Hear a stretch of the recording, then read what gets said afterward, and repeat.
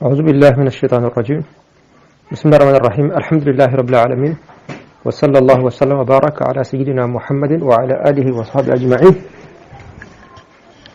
ربنا آتنا في الدنيا حسنة وفي الآخرة حسنة وقنا عذاب النار. ربنا لا تزغ قلوبنا بعد إذ هديتنا وهب لنا من لدنك رحمة إنك أنت الوهاب. توبا مissiribah جماعة بأبلا جلفو كامرو أن اللامل كلو أن سيتي كل سبعو أمبين الله سبحانه وتعالى في على كنوب سبما أم بأحكام المواريث شين كيلو مقدمة عزية كنا إن شاء الله ولا نتمنى أنكم كما مؤمنون بعصبة نمؤمن كرا عصبة وكيل دو غلون بأولا وإني أياسوري كيلنو ما شيتي كفرائك نفول بلاد جنم الديما وكان كم مؤمن يأنيو لتجرم غوفو bo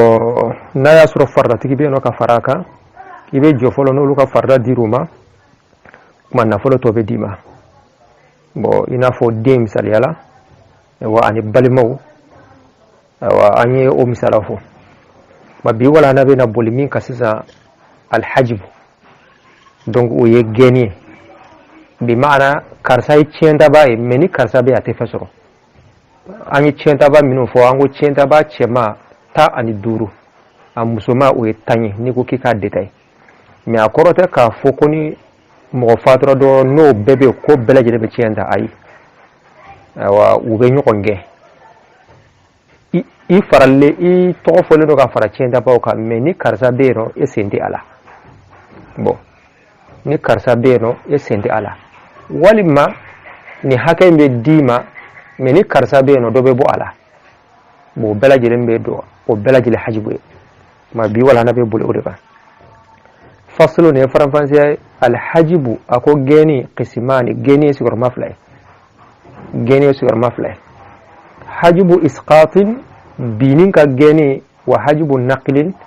ani yele malika geni hajbu isqati i farale no chenda bawka i to fora afora chenga dima meni karsa be esendala e bora pew ya o hajbu isqati hajbu naqli ni karsa te dimbe di ma meni karsa be do be bola aba ma do hajbu naqli ay naql min fard ila fard ki bo farda do la katibla farda do la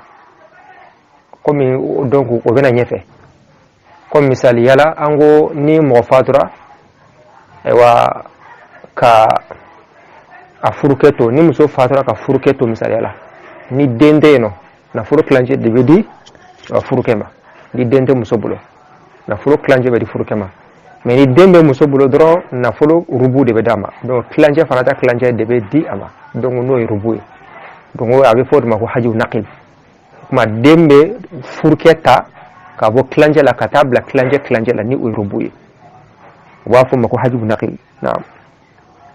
o kuma bena dabna hajbul isqatila no yebine ki genka boy pew ako amma hajbul isqati amma binin ka geni fala yalhaqu man utim ghusra yunsabu no be dambi ila al mayyit katra suma bi nafsihi ni ayre e balima soro ini suce ni iyere de mo ma balima sama katra ima aywa mo wore ma balima sama katra ima ere de balima sai balima min bini suinje moshitina aje bi mana balima ya min bini shuce o sabu yerade kafo mo de kera sabu kala sima ote kuma ni mo min kero ye aywa o tira mo hajibu isqati tosoro kafo ke sembo chena pew aywa o tosoro ini shuce mo shitawni onje ini suka balima ya diretido hajibu isqati tosoro ako kalibani na komi woloden donc woloden o ka balma e direti de i yera wolode balma min bino che o e direti de mais misalela i denge i mode balma bino che mais est-ce que o te direti parce que o ale balma soro ni afade ni o e denge donc o te direti walma aywa wal banati ani demuso i demuso balma min bino che o direct de mais demuso don o lute che da bawo la wala a bawo ani fa i wolo fa balma min bini o che o direct de mais i mo ke misali ala balma bino che me o te direct parce que ale balma soro ni a deni sabu ni o ye fa wala donc wal ummahati ani ba ya do hajibu isqati teni sisro do i wolo ba balma min bino o che o direct de mais imma muso misali ala balma bin ale che mais ale balma soro ni ade muso sabudi ni o ye bay o kuma o se kabi ma mo ka balma ya te direct o be se kabi mais minun tay direct o ye ni ma aywa balma ya fanfe o ye ni ewa ma nani aywa denke demuso wolo fa wolo ba waman ani momi fi ma'anahum no be nunu manala oyi azawja furke wa zawja ani furmuso man nimmo woro hajibu isqati ten ndi soro ka fo ki sembo chena pew ateni mo woro soro donc chemana ke chugo mo min se ka sembo ala pew oye ma woro o ba fo al waladani ali abawani azawjani wala ba suriya ka koy ali waladani o yedden fla denke ani demuso bambato denke na demuso lu sika binka bo cena to shi moyto la ali abawani o ye fani bay bambato fa na ba lu sika binka bo cena fiu aywa haka da moyto la azawjani furke wal mafurmuso donc furke sika binka bo cena to shi furmuso sika binka bo cena to shi man nimma woro hajibu aywa hajibu isqati ten nusro ako wayali haquman hajibu isqati be mosro adahum min ten nune na borani ma woroina cienta ba to belajele o be saka binga bo ciena pew bon abena ulle site kata fabnul ibni denke ya hajibu li ibnu denke boge ya donc denke ni oye modé kuma ni ale fabe ndoro ni oye denke ale te chien soro donc ale faba genka boy ya donc ni mo fatra a denke be a modé fana be modé sente chien la madama ni denke be oye ale fay bon ni bini naje bini hajibu isqati be seka ke ni sira bafle folo ibta soro aywa abiseka ke balima surunya fanfe yoro de la vie ke daraja fanfe balima surunya jumeye eni suche balima min bi awni nyonje doka balima ka surukat me doka comme misali yala balima ya ani denya ya balima ya ani denya bo ide ino ka surukat me ibalima ka amana ke chugo ya donc balima do ide karaba bino che me denya de ka giri ka te balima yaka o kama ni deni balima o nyosoro balima bebi bo o ye karaba fan fele absaka ke o bela jilinga balima ya fangeli me o te daraja kelena ya o beka balima ya sira kele me o te daraja kelena ko misali yala an fleka mi fo sa denke ani denke mode olu bela jilinga balima ya denya di olu ka balima ya denya di mais est-ce que be martaba kelena wa ute daraja kelena o kuma mode me duguma denke be sanfe olu te daraja kelena o kuma sisan duguma tare be binu e mode denke be cheneta bon walma bisa ka ke tuguni uka ube chenda ni balima ya miye ani daraja mi abekele me quwwatul qaraba ube chenda ni sira miye abe fankele ubebe daraja kelena me tasro balima ka girika tam nyonka misala komi akhu shaqiqun akhu abi ini mo min be fala abe bala dore be no be fala de awte bala boni ala jow bela jele me daraja kelena awa parce ube balima de bani fani de nyata la kwa na fora daraja komi to do fay bon akhu abi ni akhu shaqiqu ulu bebe daraja kelen na parce que o bela jelen i balimaw de bon ni ala je fana ka qaraba fana i fankele parce que o bela jelen me tienta ni balimaya de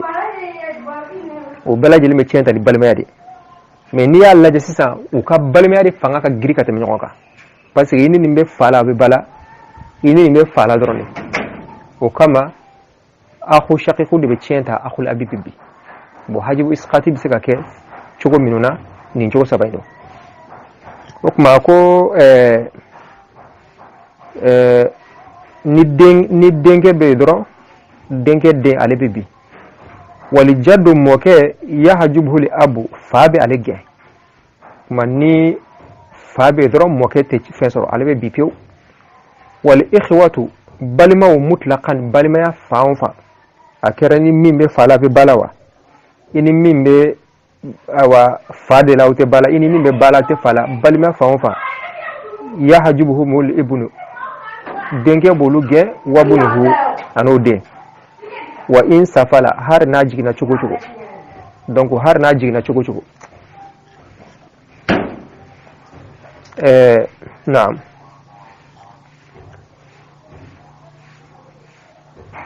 o kuma ni den bɛ dɔrɔn balima fan si tɛ tiɲɛ sɔrɔ balima fan si tɛ tiɲɛ sɔrɔ har n'a kɛra akhu shaqiqu de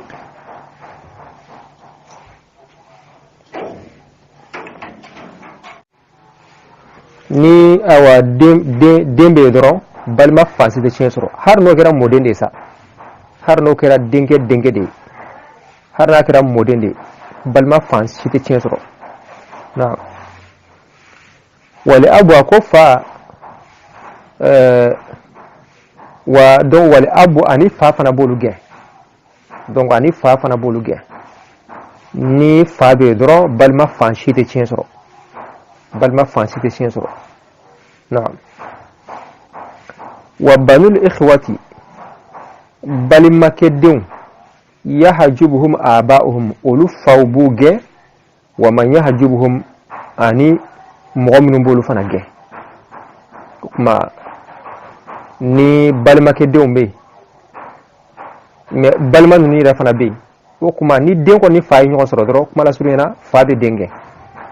komi mɔgɔ dɔ fatura a balimakɛ bɛ yen a balimakɛ den bɛ yen ni balimakɛ in bɛ yen kaban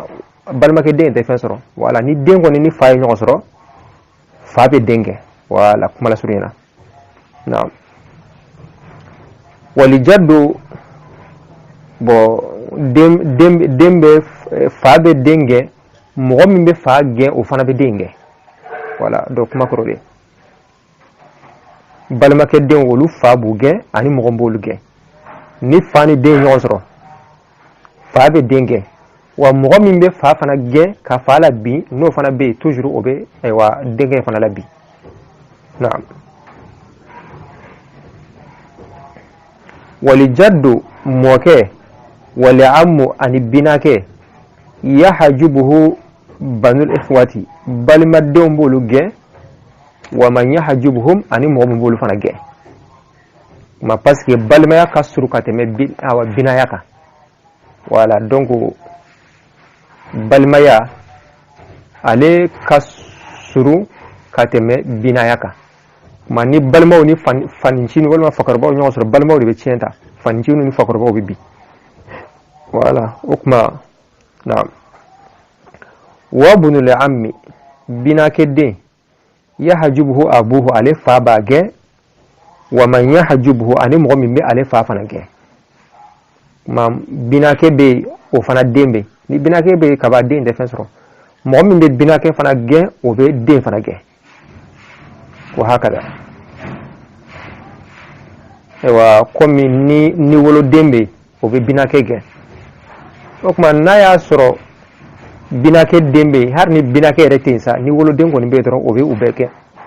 ma an y'o de fɔ kuma la surunya na an ko fa ni den mana ɲɔgɔn sɔrɔ fa bɛ den gɛn mɔgɔ min bɛ fa gɛn o fana bɛ den gɛn wa banatul ibni denkɛ denmuso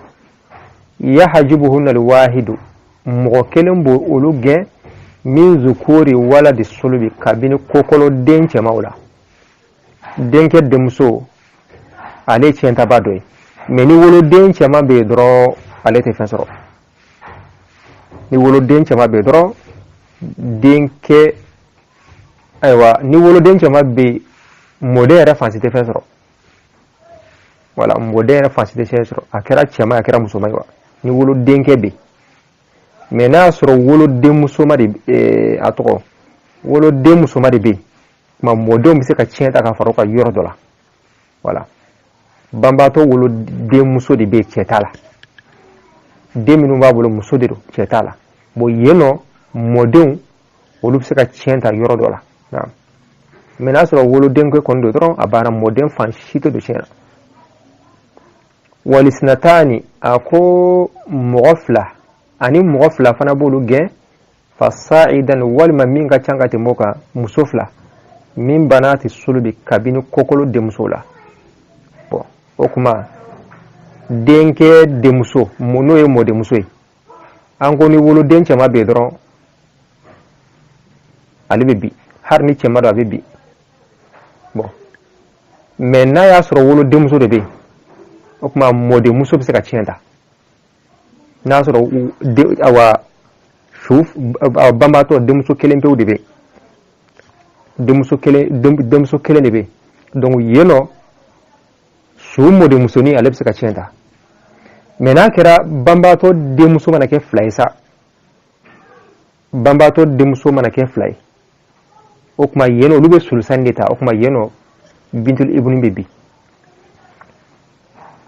parce que anya fokate mango yoro mina ni de muso e clancheta okuma sudusu yeno sudusu be di denke de muso ma takmilata sulsain meni de muso e flavosa okuma lube sulusu flab bereta okuma yeno denke de muso ale bebi afle ko de foya ako illa an yakuna ma'ahunna zakarun funa suro chebe ka faruka de funa suro chebe ka faruka fayu'assibuhunna okuma buke fasugankeye fayakunu lahu wa lahunna ma okuma fen tobe ke cheyni musununu baqiya no tora an fardu li banati demsununu nga farda ko fe li zakari mislu hadhi lunsayni cheflan ni yorobe musoflan ni yorobe chekelema yoro ni mo fatura ka demsoflato walma ka changate mo ka denketi o na ya soro no le sulusayni ta doro denke de muso bibi no e mo de muso ni o bibi mais na ya soro sa denke be komi mo denke ni be mo de muso ni fana be o ye nyo soro o kuma yeno chema in sabula muso ma intebi ni de muso nga farda borala o kuma na folo tobe de mo de numa wa klaw ni nyonche muso flani robe di chekelema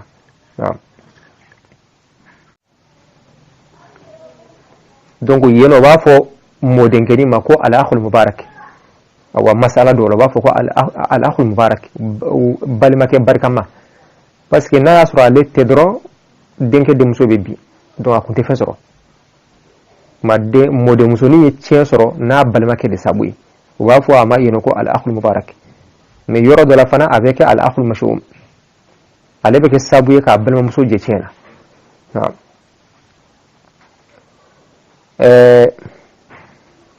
والأخوات بل ممسو للأب فنفان في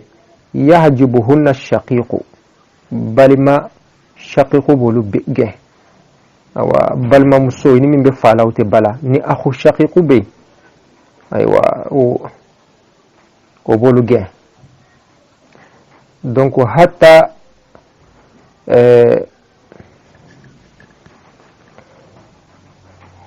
بونا ياسرو شقيقة دوسا أخو الشقيق ناسرو تشمارو بل ما كتشماني مفعلو ببالا أبولو جي من ناسرو بل ما مسودو بل ما مسو كيلي وكون أتوجي بس أنغو ينو ناسرو بل ما مسو كيلو ني مفعلو ببالا نو ينسفوتا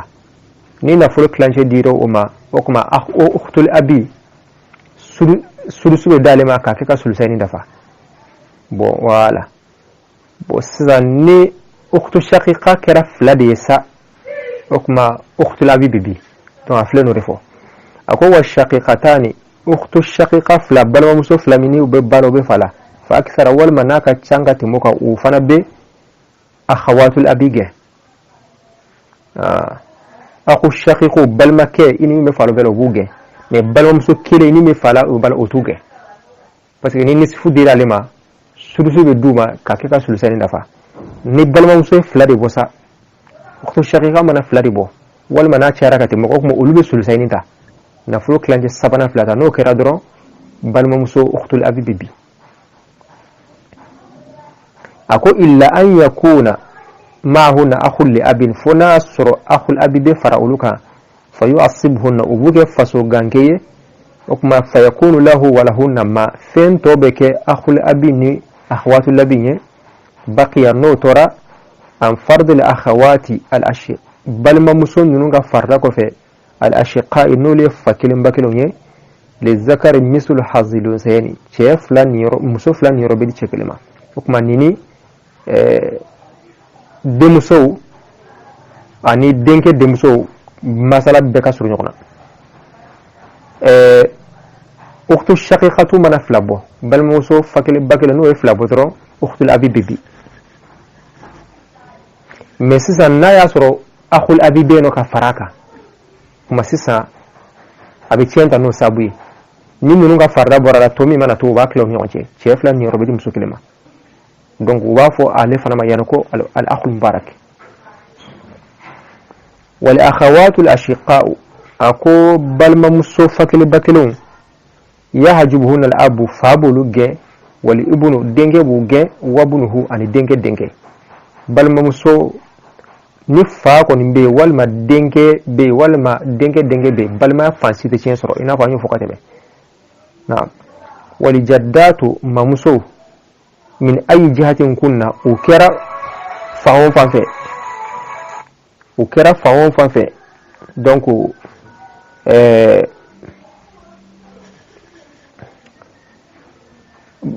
mamuso amana ke fanfa bi ma'ana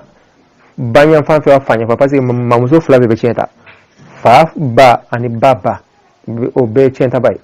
jombo lubi okuma bil ummi olube bini bay ni wolo bako ni be dron mamuso fansi de chensoro wa tasqutu li jaddatu ako mamuso bi allati mamuso mi min jihati al abi no be fa fanfe bihi ni fay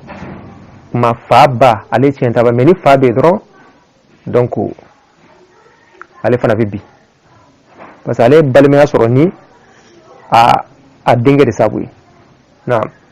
كما نو يربي ذرا بي والمولى أكو هكذا ماتيجي المؤتق مي هورنيا باي يحجبه عصبة النسب الدم فسودون بالجه مغمي منك سابي كا جون هورنيا أنكو نيتشنتا باتي ما عليه شو تشنتا نفولو بدي علما كذا كاي نيما منك شوكا menasro chenta ba ube aywa donc ali bebi nasro chenta ba ube ali bebi menasro asabatu lasa komi ka foni mo min kelendo na folo bela jele be di ama no mo ti fardatiku de be kuma fardatiku ka farda mana duma na folo to be dama na'am kuma ni ne hajibu isqati insha Allah ni ala sunna wala nan tay hajibu naqli fala bina الله سبحانه وتعالى تري على كافهم تقول مندي أم بلا جلما اللهم صل على سيدنا محمد وعلى سيدنا محمد وسلم والسلام عليكم ورحمة الله فصل كن فتن بنجي على حجب قنه والمقطن دي قسمان تاورن هلان حجب إسقاط قانون دين قطنين نان قانون بكا قيني نان قطع بيو أنت كنت عريمي وحجب نقل أروتون دي نامبو فردر نانغاورا فردر أما حجب الإسقاط أما قنن قطنده فلا يلحق ملكنتا سركتنا ينسب كنغو الدمني إلى الميت كتهورنها بنفسه تيمية كالبانين قم اللينيغو والبنات أرو اللينيغارو ولآباء أرهابو والأمهات أرمانو ومن في معناهم أرو سربيغو كم مانندي الزوجة كنغني كيني والزوجة أرو يقي كشرو تمي كوارن تقن بقى قيني بيو ويلحق من kenne wo siretana kitana adahum himbe gaitikuya fabdul ibni lenyugo lemme ya hajibu libuni lenyugo ken qatara ya hajibu libunu lenyugo ken qatara lemmero hawe gana minyi dro hawe nyo qimu to lemme o kenne wal jaddu kisime يحجبه الأب هاوين كين قتنا والإخوة واغنوا مطلقا يغبسوا مغا يحجبهم الابن لن يكون كون قتنا وابنه أر لن يكون لن يكون وإن سافل هاركين على ينقى ولأب أرهاوين كانوا واغنوا قتنا واغن دنبسوا وبنو الإخوة واغلم يحجبهم آباؤهم كمبا ونوي قتنا كون واغنوا كوي ومن يحجبهم أرهم بغو هاو إيهاون قتنا لمرو هاوغنا من يدرو لمن وقنه سربي قاقو لمن قنه لكين غاني لكين قانو لمن قنه ولجد أيوة كسمي والعم